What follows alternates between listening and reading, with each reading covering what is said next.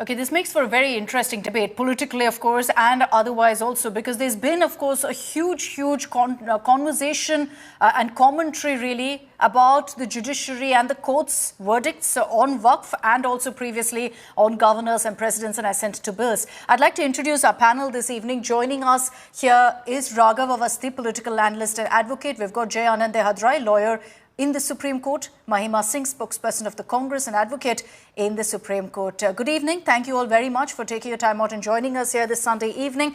Mr. Dehadrai, I'd like to begin with you. What do you make, first of all, of Mr. Dubey's remarks on the judiciary, where he says even that the courts are creating a religious divide? Hi, good evening. I think Mr. Dubey speaks from some degree of, pain and frustration. And a lot of us, we in fact share that pain and frustration that he has expressed. And as a practicing lawyer in the Supreme Court, I can tell you this, that there have been historically multiple instances when judicial overreach has happened. And whenever judicial overreach happens, there is a sense that an organ of the government is exceeding its legitimate authority and sort of entering into domains that it ought not to enter.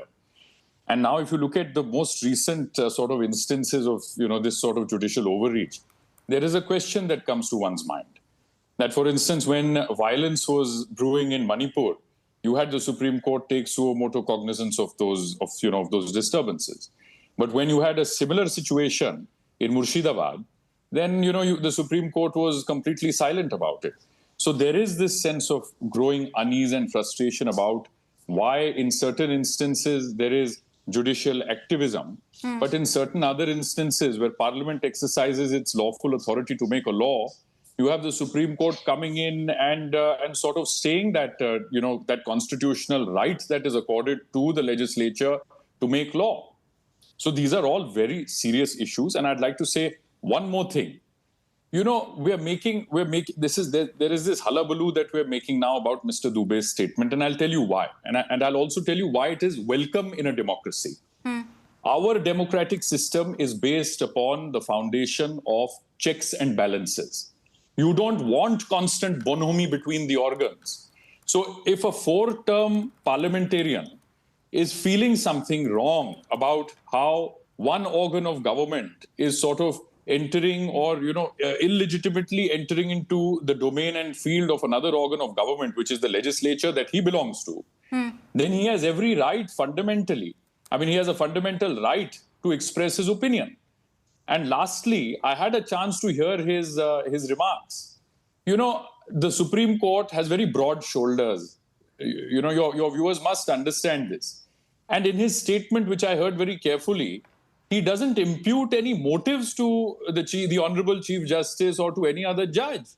He's simply saying that you have these instances now of religious strife, perhaps because the court intervenes selectively in certain incidents and does not intervene in other incidents. So you don't believe his comments to be a bit harsh, a bit polarizing? Well, you may not like the manner in which he has said it, but that's the truth. And certainly, it's not contempt of court. All the worthies out there that I have been listening to today, sort of appointed experts of constitutional law, they are saying this is contempt of court. There is no contempt here. He's not imputed any improper motive to any judge. He's not said that some judge has done this out of some, illegal motive or reason. He's simply saying that this outcome that we're seeing in the country today, where we have religious strife in different areas, perhaps is because there is selective action by the top court in certain incidents, and there is no action in certain other incidents. Now one section may argue that, the Supreme Court of India is a polyvocal court. One court may have a different view, another courtroom may have a different view. These are fine. These are all academic discussions. We can go sort of discussing, till the cows come home. The point is that a member of parliament has expressed his view about what he believes to be wrong in terms of the functioning of the organs of the government. And our system runs on checks and balances. Yes, sometimes one organ of government steps in to counter the other. This is healthy. This is This is to be welcome. Point taken, Mr. Dehadrai. You're saying there should be room for criticism and there's nothing wrong with it. Mr. Raghav Avasthi, your opening comments on this. Look, when you talk about the two orders that came in from the Supreme Court on Waqf, or for that matter, on the governors and presidents and the amount of time for the bill, Article 142 essentially, the counter that always comes up to that is basic structure doctrine. that the Supreme Court can intervene, that the judiciary can intervene? I think it's a bit of a misinterpretation of the basic structure doctrine. Let me just explain it for 2 minutes. Now, initially, if you just look at the bare text of the Constitution in Article 368, power to Parliament to amend the Constitution is absolute. So what happens in 1973 is that the Supreme Court comes up with something known as the basic structure doctrine, which says that there are certain features of the Constitution that cannot be amended. And whether or not particular amendment is a violation of the basic structure is something that has to be judged by the Supreme Court. So I think this is what the basic structure doctrine is.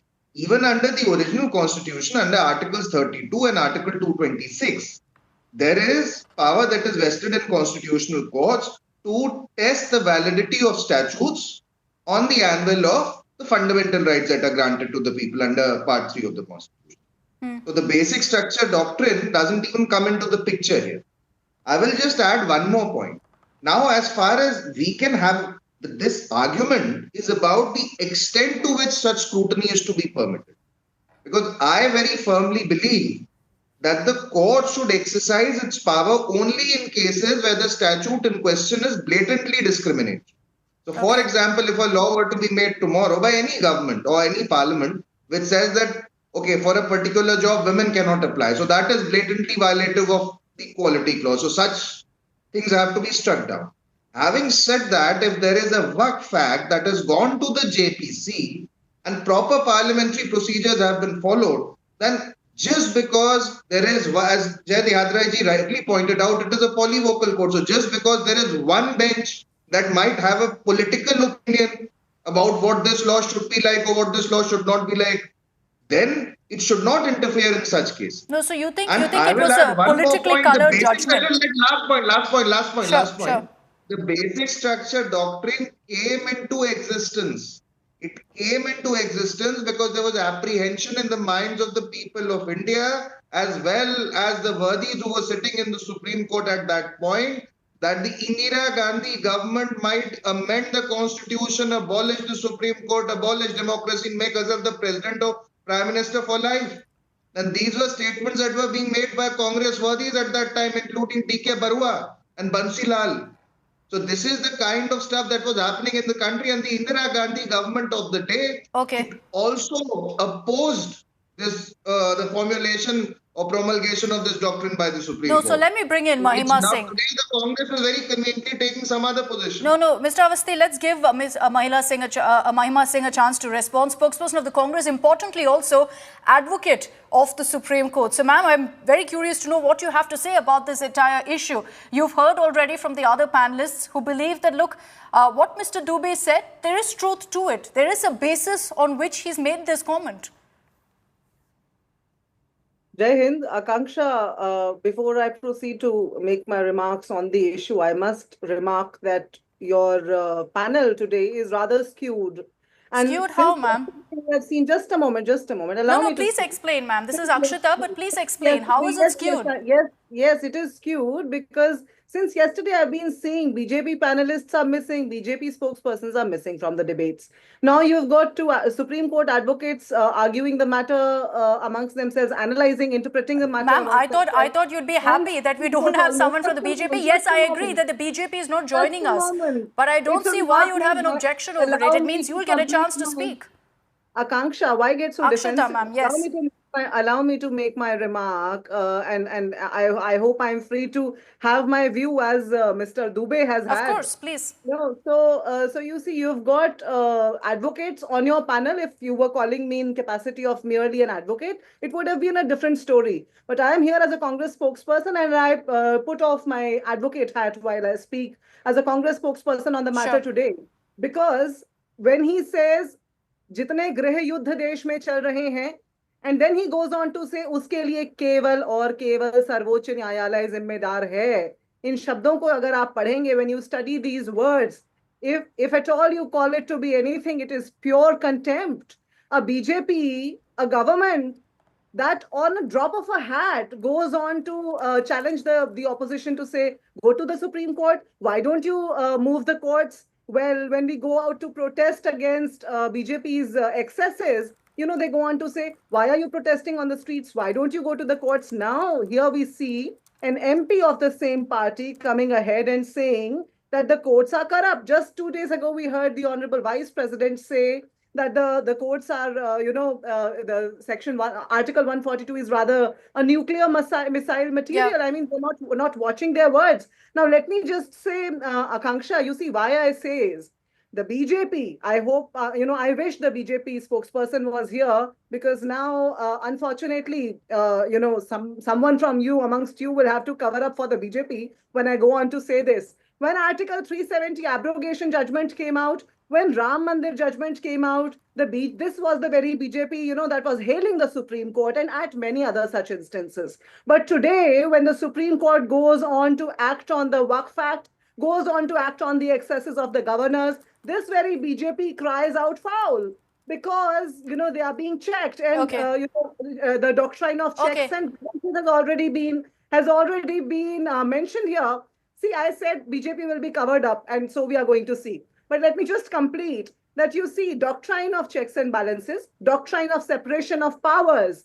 These are the doctrines that give the Constitution its power, that makes our democracy as such. You see, it is the Parliament that can impeach the President of India. So what is wrong when the Supreme Court goes on to say that the presidents and the governors cannot just sit on the bills, they must legislate? I was hearing Mr. Avasthi was illustrating Okay, that, I'm for going to. example, Okay, just a moment, Mahima just Singh, a I've moment. given I you a want chance. to, no, no, Okay, go ahead. it will only 10 be seconds, fair. please. 10 seconds, It will, please. yeah. So you see, I was hearing, his beautiful illustration. Let's say there's a law on women tomorrow. Now, let's say there's a law on women tomorrow that the houses have passed, but it goes on to the governor or the president, and they just sit on it. It Okay. doesn't benefit the very people for whom the legislature brought it. Then what good is that law? So where is it wrong if the Honorable Supreme Court, goes on to rule against it? But Mr. Dubey's remark actually tell us that the Home Ministry has failed, that the Prime Minister has failed, and that there are civil wars happening in the country at the moment. They must, at the very No, no. outset, resign. Okay, all right. Mahima Singh, stay with me. Mr. Dehadra, you had your hand up. I'm going to give you a chance, and then Mr. Avasthi, I'll come to you. I have great respect for your panelists, for the lady who spoke before me, but for her to now start imputing motives to us, and we are merely appearing here as lawyers on this show, I think that's a bit unfair, and I would advise her and request her to refrain from doing that going forward.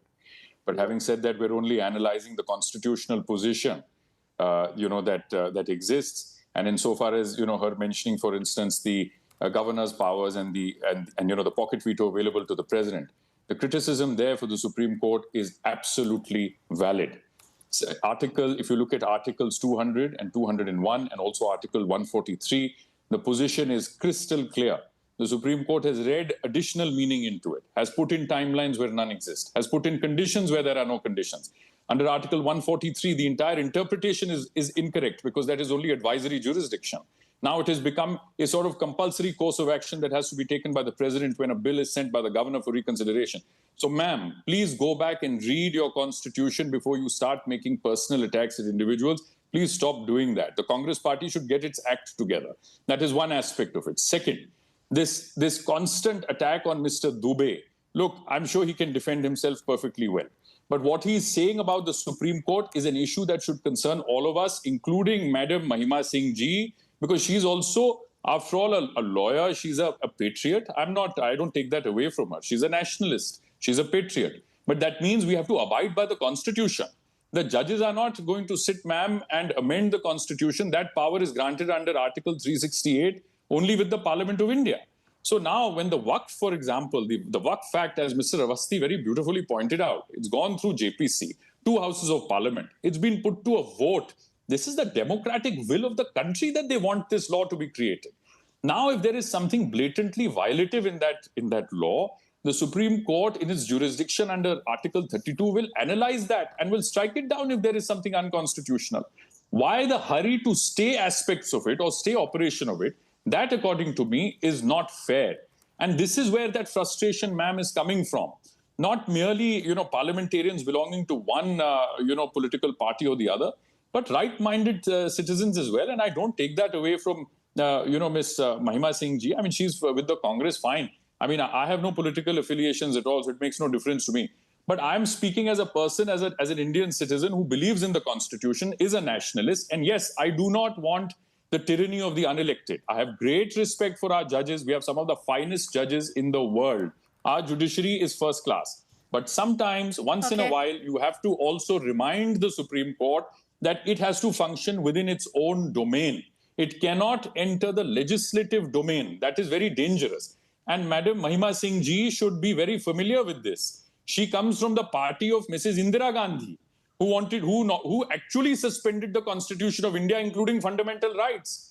So they are the last persons on earth, let alone India, to be lecturing other people about, calling out the Supreme Court when something incorrect or unconstitutional is happening. Okay, before I bring in Mahima Singh, I want to bring in Mr. Awasthi as well. Mr. Awasthi, one point that Mahima Singh did make was the fact that you had previously the Supreme Court being hailed when it came to orders that suited the central government's narrative. So is this criticism of the judiciary politically motivated? I think as Mr. Deodhrai rightly pointed out, the Supreme Court is a polyvocal court and it speaks in different tongues depending upon which bench there is. And it has always been the case. Because right from the beginning, if you see that there were certain judges like Justice Subbarao, for example, in the 1950s, who was pro-private property, and there were others who were not. But I will just make two short points. One, of course, is on the power or the extent of the power of judicial review over a statute that has been passed as an expression of the will of the people, as Mr. Deodhrai rightly pointed out. Now, if we go strictly by the Westminster system, we look at the British parliamentary system, which is the source from which our democracy to a large extent is still derived from. No constitutional court actually has the power to sit in judgment over the constitutional validity of what has been done by the parliament. That is one thing. So if in any case, if this power is there under the Indian constitution, which I think comes from the American constitution, you go back to judgments like Marbury versus Madison, this power of judicial review has to be exercised sparingly because it's not executive action. Executive action, of course, can be struck down if it is violative, or it can be struck down under a variety of circumstances. But if it is a statute that has been passed by Parliament, then it cannot be compared, let us say, to something that has been done by an undersecretary or even the cabinet secretary of the government of India, or even an executive government order for that matter. Okay. Because the will of the people in any democracy is sovereign. And I will add one more point here. Today, the Congress party is saying that the Supreme Court, if it wishes or so desires, can insert words into the Constitution. It is saying that there should be judicial activism, judicial interpretation, judicial rewriting of the Constitution. Okay. But I would like to remind my friend that when ADM Jabalpur versus Shivkan Shukla was being argued, then the Attorney General, I think his name was Sri Miren Dey, he had said that if the Constitution is suspended today, then it should be interpreted in such a manner that even if a policeman shoots somebody, that is to be allowed under the emergency, because even your right under Article 21 is suspended. So this is a party that wants to interpret the Constitution literally when it suits it. And it wants to interpret the Constitution in an activist fashion, depending upon when it suits it politically, which is what it is doing today. Okay, let me give a chance to Mahima Singh. All of us have read constitutional history, including, I think, Mr. Deodhrai is a better student of constitutional history than I am, and so is Ms. Mahima Singh. But the people of India need to be reminded. The people of India need to be reminded of the hypocrisy of this party. I'm really sorry to say that. Mahima Singh, I'm going to give Mahima Singh a chance to respond now. Mahima Singh, go ahead. Akshita, I'm sorry, I mispronounced your name No earlier. problem. Go ahead. Yeah. So, you see, as condemnable as the BJP's absence from your show is today, I would say the vindication of Dubey's remarks by two fellow advocates of the Supreme Court on your show are equally condemnable, if not more. Now, let me just go ahead and say that, the gentleman, who spoke before me, Mr. Deodhrai, I assume, was speaking about that it is democratic will that has taken place. Now, we kept questioning the ways in which JPC was conducted. The very BJP that is crying foul today kept on saying, well, we are passing a law, we are in majority, you go to you move the judiciary tomorrow. That's what we did. Now today, BJP and its supporters, when the BJP is absent, are crying foul. Now, you see, going ahead, Akshita, many a time emergency has been mentioned on your show today. Let me just say with utmost responsibility that the constitutional violations this country has seen in the past 11 years, whether it was the ordinance, that brought farm laws, later to be, taken back How with is no apology by the Prime constitutional Minister. violation? Hold How, on, ma'am? allow me to You can allow me oppose, to but finish. constitutional Allow me violation, to how? finish. Whether it was the electoral bonds, whether it was the GST, whether it was the demonetization, whether it was the lockdown and many PM How are any of these allow me to constitutional finish. violations? I will let you finish, ma'am, but please, you have to also answer. What is constitutionally violating and what you're saying? Akshita, as it is, you have a skewed panel. You have got No, one ma'am, Congress come on. person representing the political I have views. only a Congress You are spokesperson. going on intervening me. How it is going to happen? Just allow me to finish my remarks, and then you can ask me your counter questions. As it is, I'm hearing you and the two gentlemen, and then I'm patiently waiting for my turn. Okay. So you see these unprecedented constitutional violations we have seen over the past 11 years are unprecedented. The Honorable Supreme Court of India told us and the world that electoral bonds unconstitutional were wrongfully imposed on this country. And in the manner in which the electoral procedure, the whole electoral machinery has been misappropriated is only to be seen in the years to come. Okay. Just now the Election Commission has begun to acknowledge. So what Mr. Nishikant Dubey is doing today, it has at behest of the Prime Minister to deviate the country's attention from something more significant and critical. And the gentlemen on our show are aiding the cause very much. Okay, ma'am, just quickly a follow-up to you. What is constitutionally violative of the list that you gave me? Very good question. Say that again, Akshita. What are the constitutional violations that you're talking about when you say lockdown, when you talk about the farm laws? Oh, yes, let me just tell you. Sure. You see, the lockdown was wrongfully imposed upon this country without consulting with the opposition, with the stakeholders. Anyway, the ordinances to bring farm laws were brought from the back door when there was no emergency. And so constitutional. The farmers sat on. Allow me to complete. Can I come in on lockdown, please? If you want an answer. If you want an answer to no, ma'am, you're objecting. You're not giving me the constitutional violations, but I've run out of time and I must take closing comments. I will raise an issue that Mahima Singh mentioned. Okay, Mahima Singh, I'm going to take your question forward. Mr. Dehadra, on the issue of contempt of court. When a comment... Ma'am, just hold on, please. Akshita, do you agree electoral bonds were unconstitutional? Okay, can we... Ma'am, I've given you your fair say. Let me bring in Mr. Dehadra now on the issue that Mahima Singh mentioned of contempt of court, Mr. Dehadra. These kind of comments from lawmakers, what kind of a precedent does it actually set? If you don't have legal or political consequences, then where do you draw the line on criticism of the judiciary, or do you think everything is fair play? No, I think, Akshita, 2 points. One, you asked a very good question to the lady before me, and it was an excellent question you asked, because I couldn't see any constitutional violations there either. But second, to your point on contempt, there is an old saying by, I think it was Justice Krishna Iyer who said this, that justice is not a cloistered virtue. It has to be exposed once in a while to even outspoken criticism. And that is what I think Mr. Dubey should be thanked for. Yes, one may disagree with the manner in which he has put it. Sure, that's a matter of personal style. But at least he's raised a very important issue. Judicial overreach is a problem, and it isn't a partisan issue. It doesn't become an issue when it is merely the Congress in power, or if it is the BJP in power, and in whatever combination. It is a problem whenever it occurs. Judicial overreach is not ideal. It means that the constitution is being subverted in a manner. So I have absolutely nothing personal against Ms. Mahima Singh ji. Is a very respected advocate. I have great personal respect for her. And she's made her point very clearly. I disagree with her. And I think the point right now is that we should not, this is not a time to make political, to try and score political brownie points. Sure. The issue is of the Constitution, preserving the Constitution and making sure that organs function within the four walls and the principles of our Constitution. Okay, Mr. Awasthi, quickly, last word to you. With all that's happening with Mr. Dubey and the comments, do you think... As to what contempt of court actually means... Sure, but Mr. Awasthi, just hear my question also on this. With the comments that Mr. Dubey has made, or for that matter, the Honourable Vice President. Now, is there a lack of faith, a lack of confidence in the judiciary that tends to seep in because of public statements like this? So as far as the faith in judiciary is concerned, it's a very different manner from contempt of court. Now the judiciary has to ensure that the people have faith in its judgments, and of course, I'm sure they still do. But on the limited point of contempt, there are two species of contempt that are recognized under a law. One is civil contempt, where there is a court order and it is violated. And then the other is criminal contempt.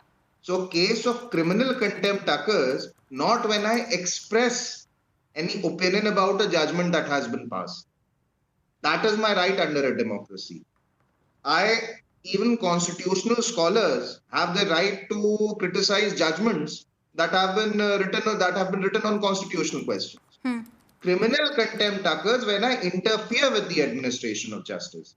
For example, when I try to bribe a witness, if I were to try to bribe a witness, I hope I never do that, that would be criminal contempt. Yeah. Or for that matter, if a judge is sitting in court and you throw a paperweight at the judge, if you don't like the judgment, or you throw the files away, that is criminal contempt. So criticism isn't contempt. Criticism isn't contempt is your message. Mr. Awasthi, I've completely run out of time, but thank you, Mr. Awasthi, Mr. Dehadrai and Mahima Singh for joining us this evening. Makes for a very interesting debate, of course. Judicial overreach or executive overreach? Is criticism of Mr. Nishikant Dubey fair or not? We leave it to you to decide. At this point, we will continue tracking the story very, very closely. Thank you for tuning in.